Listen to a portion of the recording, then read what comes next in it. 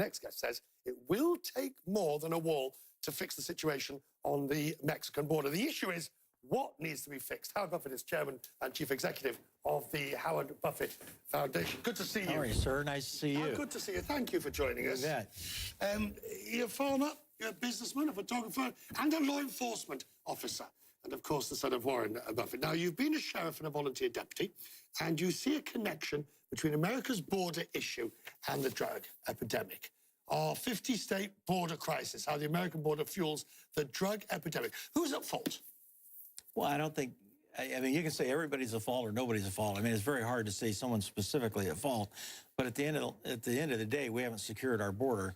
And we have 90+% of the drugs that are getting used in this country, illegal drugs, coming across the Mexican-U.S. border. Yeah, but you say you haven't secured the border.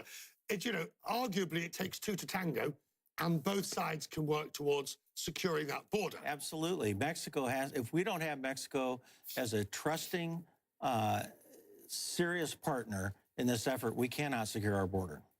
So, does a war, I know you must get sick and tired of asking about a war. I mean, you surely agree that a war's not the answer, as I just said in my introduction. A war is not the answer. No, it's not.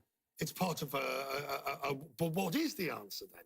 Well, that's what I write about in the book. But I mean, basically the answer is that we need probably more of everything that we're doing. But it is important to go back to your point, which is without Mexico, we can't succeed at this. So the tweets like today's tweets, I mean, I don't want to take into heavy politics, but one has to, because the tweets today poison the well of diplomacy that will enable cooperation on the border. You can't expect people to respond well when you call them names.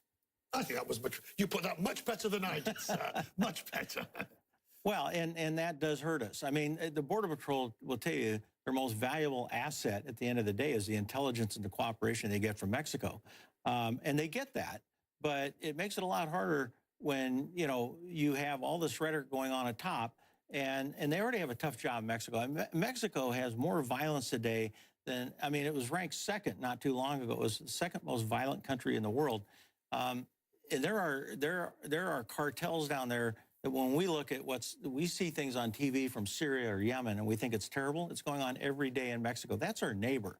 And eventually that becomes across our border and into our country and threatens our rule of law. On this question of the drug crisis, we're a business program. We can put it in business terms. It's supply and demand.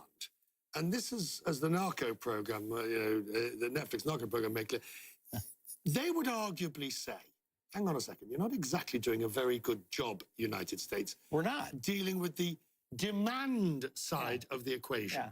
We're not. I mean, we have a problem as well.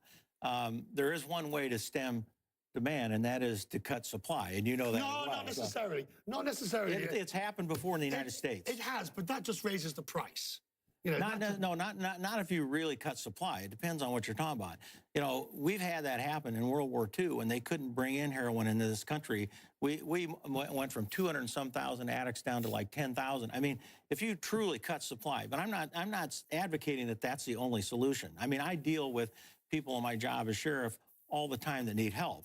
So you can't just simply push it off on something else. Final question. In your job as sheriff, the tragedy of the immigration crisis, whatever one may think, but you're having to deal now with human beings threatened with deportation, potentially nowhere to go back to anyway, and the breakup of families.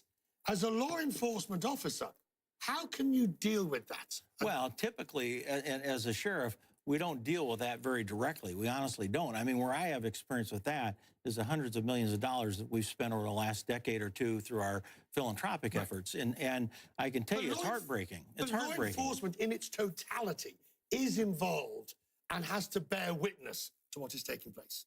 Well, but that's where some of the confusion comes. I mean, some of the confusion is that local law enforcement can enforce immigration rules and laws, and we can't. So where we see it is we see it in our jail. We see it on the street when we arrest people, but it's a very disconnected from the actual immigration debate. Thank you for coming in and talking about it to us. You bet. Very grateful. Thank you very much. Appreciate it. Good to see you, sir. Thank you. Yeah.